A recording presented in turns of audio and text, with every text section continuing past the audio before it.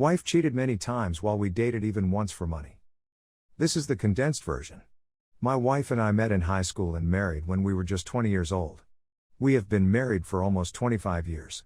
On our wedding day, I was aware that she'd cheated just once, and it was the only time she'd admitted to it.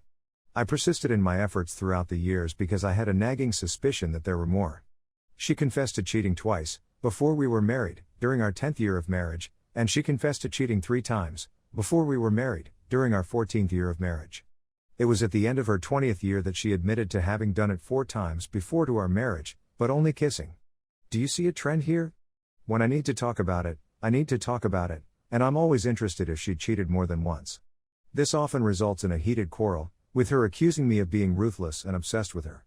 My contention was that she never provided me with the opportunity to make an informed decision about whether or not to marry her. Among the other details, I was a virgin, and she claimed to be as well, albeit this was a fabrication. 2 years into our marriage, she finally admitted that she had had sex with all of her partners. She had refused to acknowledge that she had been deceived for 2 years. My feelings about our story had changed over the years, and she made me feel terrible about it. In its first form, it was a story of a first love that ended up in marriage. It turned out that I was only one among many, but she was the very first person I had ever met. I've had a sudden impulse to vent, which is why I'm writing this blog post today. I offered her an ultimatum: either recognize everything or we'd be divorcing. She accepted the challenge. In her statement, she didn't give any new information on the situation. My knowledge of the reality is limited, and I must accept that fact, but I really hope she would share more information with me, no matter how embarrassing it will be for her. That is the very bare minimum she can do. Nota bene, she has always excused her promiscuity as a phase of rebellion, stating that she was a good girl who was simply going through a hard time in her life. And we were both in our 20s. She also claimed that she was abused by her uncle from the time she was a child until she was in her 30s. As a freshman in college, I really used facilities with female classmates, never engaging in any improper behavior except than making cookies with an admission companion whom I regarded to be a friend. She has always made me believe she cheated on me when I was away on business, but there is no concrete evidence to support my suspicions, because I don't think she's cheated on me since we've been married, and our marriage has been joyful except for this issue, which has always stayed in the background. Our marriage has been happy. I sometimes compose texts to myself in order to vent. Here's the most recent example. Clarity may occasionally be found in the middle of the night, when you least expect it. Here are a few suggestions. Is everything she's told me true? Because she refuses to promise to God, despite the fact that this is exactly what you do when you take an oath, this is most likely not the case. She was relying on an out-of-date religious argument, which she was well aware was untrue given that everybody who takes an oath vows allegiance to God. She refused to swear the final time since she wasn't telling the complete truth at that point. Conclusion: she is aware that there is more she is lying about than she is letting on. So, what do we do now? I'm aware that her tactic is to tell me half the truth while leaving out the S part, so should I trust her when she says she's told me everything? Without a doubt, no.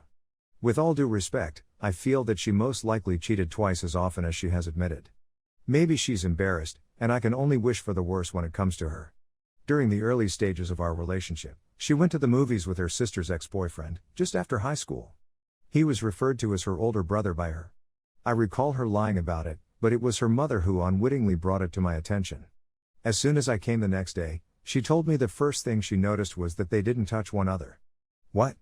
Her tell, I assume, was something like that. Later, she admitted that he had shown an interest in having relations with her and asked to kiss. She conveyed her discomfort with the situation and requested that he take her home. I'm going to assume she had relations with him. If anybody is interested, I can provide examples of her sharing partial facts with others without getting into the element of the story. It became out that Wendy's supervisor was a predator who had relations with the teenage ladies who worked for him. He tried to kiss her, she told me, but she declined because she wasn't that type of girl. I remember her telling me this. I'm inclined to assume she had relations with him. She had with an adult neighbor in exchange for money, and she may have with another adult neighbor in exchange for a raise. I don't believe teenagers are capable of making sensible decisions. The problem was that she was acting in a way that suggested we had the same values. I'd asked her earlier in our marriage if she'd had relations with a different neighbor and she denied it. She first disputed it, but then admitted to having had relations with him before to our meeting. At some point throughout our relationship, I've always believed she had contact with him at least once.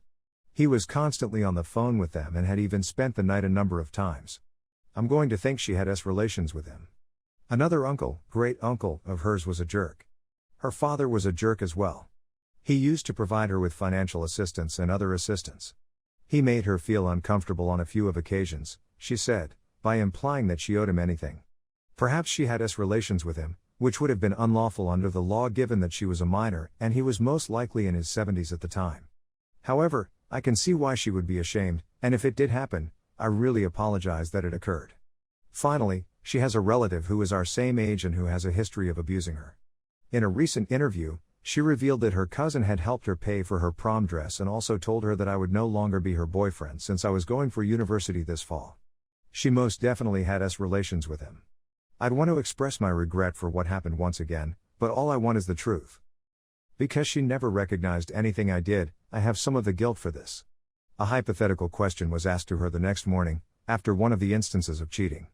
What would you do if I had relations with someone else? Because I was a teenager at the time, I recall stating I'd leave you like it happened yesterday. It was just like that, huh?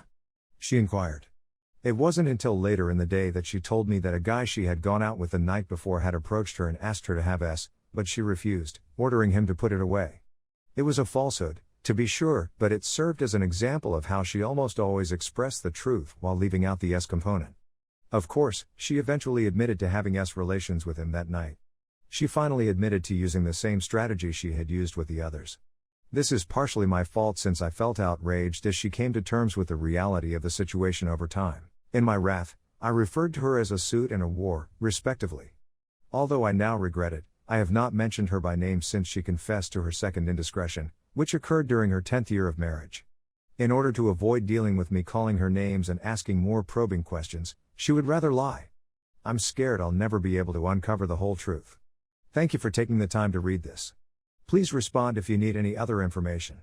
Another question is one that I'd like to have addressed by a woman with experience. Alternatively, any other advice offered by a woman. Simply put, I'm interested as to whether my wife's behavior makes any sense. Making up a falsehood about being a virgin is not a good idea. Why? It would not have made a difference in the outcome. In any case, I had a sneaky sensation that she was deceiving me. How many times have you lied in your life? Another thing she does is minimize the fact that she had relations with someone. I didn't like it, I only loved it because you were there, for instance. There were some surprises. It wasn't like a film as you would have imagined. I didn't kiss anybody while I was doing it, so it wasn't really passionate. I'd never had it until meeting you. No one has ever seen me naked, and no one has ever seen us naked. I've never had the opportunity to view their penis. After her second admission, I went to a club because I wanted to see another woman naked in her underwear. I told her of the situation. Despite the fact that I went to college in a co-ed environment, I was never inappropriate with my floor mates. She makes the assertion that no one has seen my breasts at that point, which sometimes frustrates me and prompts me to shout, "Really? Their penises were in your vagina, and I'd prefer it if you showed them your breasts rather than engaging in contact with them, so please do." Do you think any of this is even somewhat realistic, ladies? Even though I wasn't very fond of my hand when I was 14, it still felt fantastic. I hope this isn't too graphic. Sorry for the long diatribe. Please accept my apologies for the inconvenience. I'm in the midst of my life and don't have any brothers, aunts or cousins that are more mature than I am to speak to.